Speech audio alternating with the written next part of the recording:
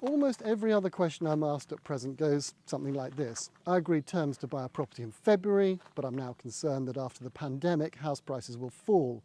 Should I renegotiate? Or, having agreed to buy a property earlier this year, I've agreed a 5% discount with the seller. Is this enough? Ironically, I'm waiting to see what sort of deals these people actually do so I can go on radio and telly and look like I'm some sort of wizard who actually decides what's going to happen to house prices. I'm not.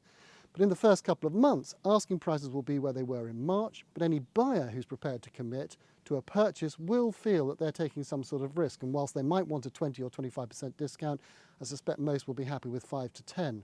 Where prices go from here is anyone's guess. I'm not expecting a crash, but clearly we're going to face some serious challenges coming out of what looks like the biggest global shock since the Second World War. So what about renegotiating? I'm not sure that's necessarily the best tactic.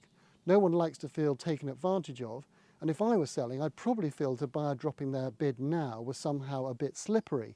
Many sellers and agents, I'm sure, will be angry if this happens. If it was me, being narrow-minded and quick to take offence, I might even prefer to sell to someone else at a lower figure than feel like I was being mugged.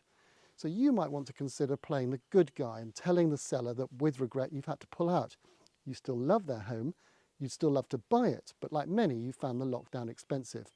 You have perhaps eaten some of your deposit, and your mortgage offer may not be as generous as it was. Tell them you'd quite understand that they may want to re-offer it and see if they can get the price that had been agreed before the sky fell in, but that sadly you can't proceed at that level. The first question they will ask is, well, what can you afford?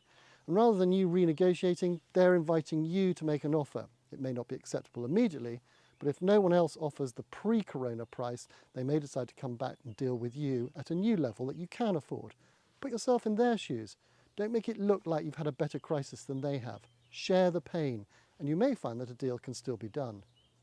As to whether 5% will be enough, you'll have to wait until I have seen what early buyers decide before I look clever and can confirm this. What we won't know is whether 5% less will look like 25% too much by the time we get to Christmas.